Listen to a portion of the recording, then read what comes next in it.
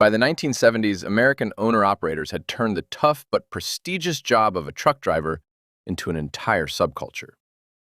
And their trucks reflected it perfectly. Massive machines with multi-liter diesel engines, tons of chrome, and a level of comfort that was considered exceptional, even by the standards of American trucking at the time. But even among them, there were special trucks that earned the respect of owner-operators themselves. And one of the most famous was the Freightliner Powerliner, an impressive rig, one of the most comfortable trucks of its era, powered by a massive 1,150 cubic inch diesel engine and carrying the reputation of a true muscle car of the trucking world. And perhaps the Powerliner became one of the last symbols of that era, when independent owner-operators were still an important part of American trucking rather than a rarity overshadowed by massive fleet companies. But more on that in a moment. American owner-operators did not appear because of romance or some abstract love of freedom. They were a product of the American economy, enormous distances, and the unique structure of the U.S. freight industry. After World War II, the American economy was booming. The country was rapidly being covered by a growing network of highways and interstates, while the economy itself became increasingly dependent on transportation between states. Railroads still played a huge role, but they were poorly suited for flexible and urgent deliveries. Trucks had a major advantage in comparison. They could move almost any cargo quickly and deliver it directly door to door. And with the country needing to transport everything from construction materials to automobiles, the trucking industry began to grow rapidly. Large transportation companies already existed and were making very good money. But the rise of owner-operators was almost inevitable. Historically, the American economy had always been very friendly towards small business. For many Americans, the idea of buying your own truck and working for yourself felt completely natural. On top of that, not every delivery made sense for large carriers.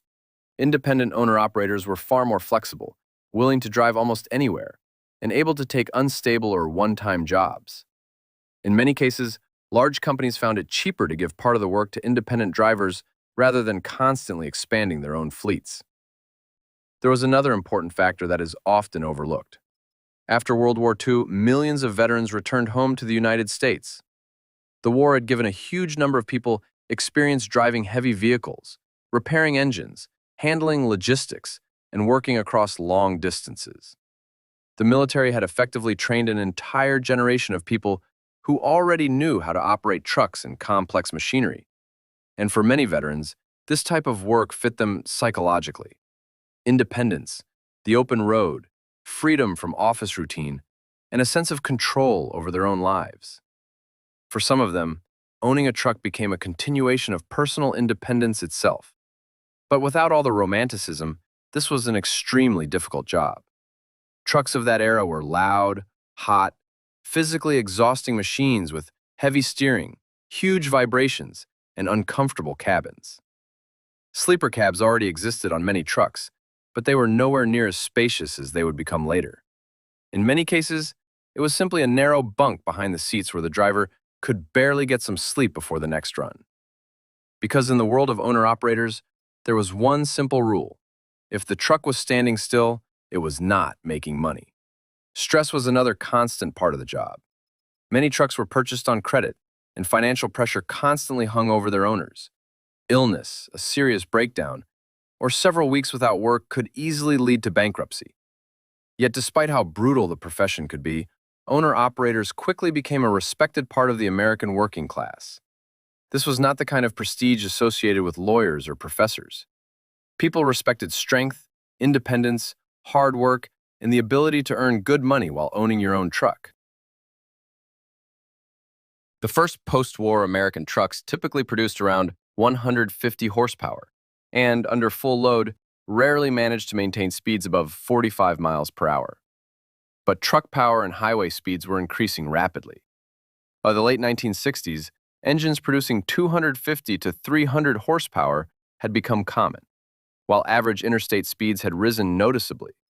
But for some owner-operators, even that was no longer enough. Many American highways at the time had speed limits of 75 miles per hour, while some states allowed up to 80. And in the trucking business, higher average speed directly affected income. The faster a driver completed a route, the more loads and trips he could take. Responding to this demand, companies like Peterbilt and Kenworth began offering the enormous 12-cylinder Detroit diesel 12V71.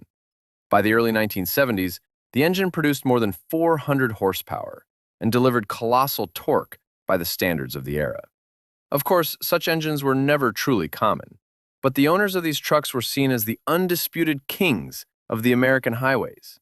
But even that was not enough for some drivers. They wanted not only higher speed, but also the ability to pull heavy loads through long mountain grades without losing pace on the interstate.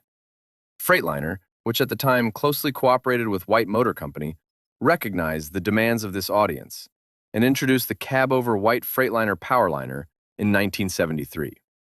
Even the base version came equipped with the Detroit Diesel 12V71, while the top configuration used the 600-horsepower Cummins KTA 600 with a displacement of 1,150 cubic inches. The comparison to muscle cars was no coincidence.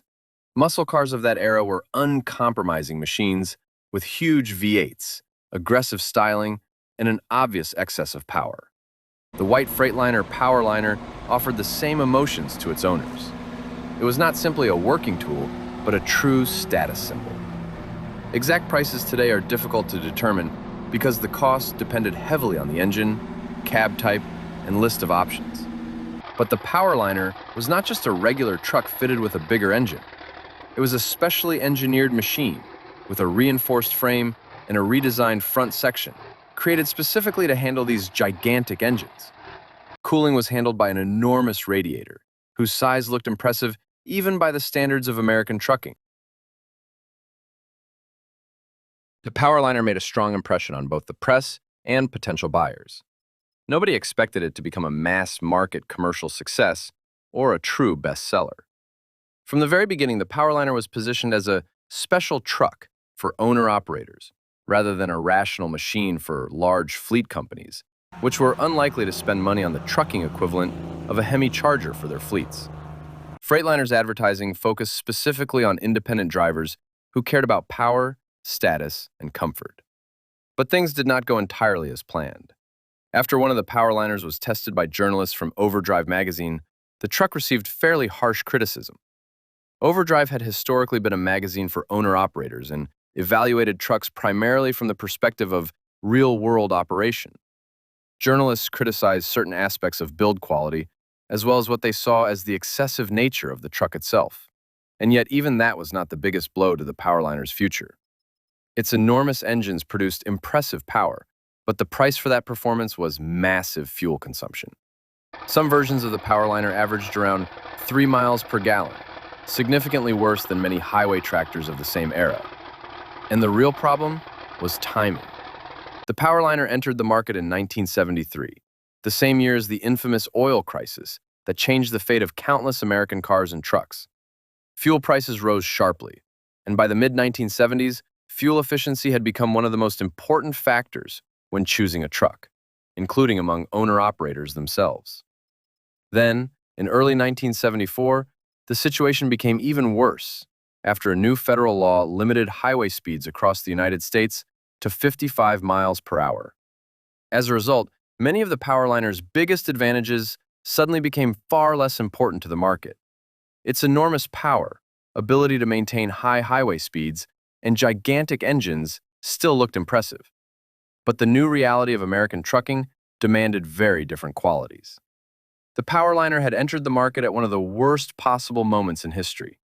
Depending on the source, total production of the white Freightliner Powerliner is estimated at only around 500 trucks.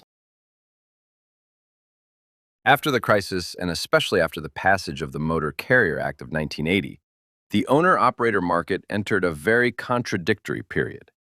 Independent drivers did not disappear. In fact, their numbers actually increased.